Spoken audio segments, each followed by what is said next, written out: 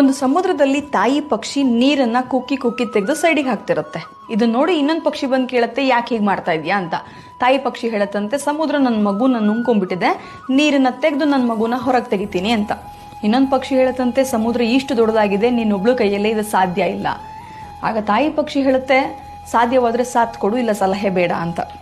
ಆ ಪಕ್ಷಿ ಕೂಡ ನೀರನ್ನು ಎತ್ತಕ್ಕೆ ಶುರು ಮಾಡುತ್ತೆ. ಈ ಥರ ಲಕ್ಷಾಂತರ ಪಕ್ಷಿಗಳು ಬಂದು ನೀರನ್ನು ಕುಕ್ಕಿ ತೆಗೆಯೋದಕ್ಕೆ ಶುರು ಮಾಡ್ತವೆ. ಇದನ್ನು ನೋಡಿದಂತಹ ವಿಷ್ಣುವಿನ ವಾಹನ ಗರುಡ ಪಕ್ಷಿ ಕೂಡ ಬಂದು ನೀರನ್ನು ತೆಗಿಬೇಕು ಅಂತ ಡಿಸೈಡ್ ಮಾಡುತ್ತೆ. ಅಷ್ಟೊತ್ತಿಗೆ ವಿಷ್ಣು ಹೇಳ್ತಾರಂತೆ, ನೀ ಹೋದ್ರೆ ತುಂಬ ಕೆಲಸಗಳು ನಿಂತು ಬಿಡ್ತವೆ, ನೀ ಹೋಗ್ಬೇಡ, ಅದು ಅಲ್ಲದೆ ಸಮುದ್ರ ಇಷ್ಟು ದೊಡ್ಡದಾಗಿದೆ, ನಿನ್ನಿಂದ ನೀರು ತೆಗೆಯೋದಕ್ಕೆ ಆಗೋದಿಲ್ಲ ಅಂತ. ಗರುಡ ವಾಹನ ಗರುಡ ಪಕ್ಷಿ ವಿಷ್ಣುವಿಗೆ ಹೇಳತ್ತಂತೆ, ಸ್ವಾಮಿ ಸಲಹೆ ಬೇಡ, ಸಾಧ್ಯವಾದರೆ ಸಾಥ್ ಕೊಡಿ ಅಂತ. ಆಯಿತು, ವಿಷ್ಣು ಕೂಡ ಇನ್ನು ಗರುಡ ಪಕ್ಷಿ ಜೊತೆ ಬರ್ತಾರೆ ಕೆಳಗೆ. ಸಮುದ್ರ ರಾಜ ವಿಷ್ಣುವನ್ನು ನೋಡಿ ಹೆದರಿ ಸೈಡಿಗೆ ಜರಿದು ಆ ಮಗುವನ್ನು ತೆಗೆದು ತಾಯಿ ಪಕ್ಷಿಗೆ ಕೊಡ್ತಾರಂತೆ. ಗೊತ್ತಾಯ್ತಲ್ಲ, ಜೀವನದಲ್ಲಿ ನಿಮ್ಮ ಜೊತೆ ಇರೋರಿಗೆ ಸಾಧ್ಯವಾದರೆ ಸಾಥ್ ಕೊಡಿ, ಬರೀ ಸಲಹೆ ಅಷ್ಟೇ ಬೇಡ.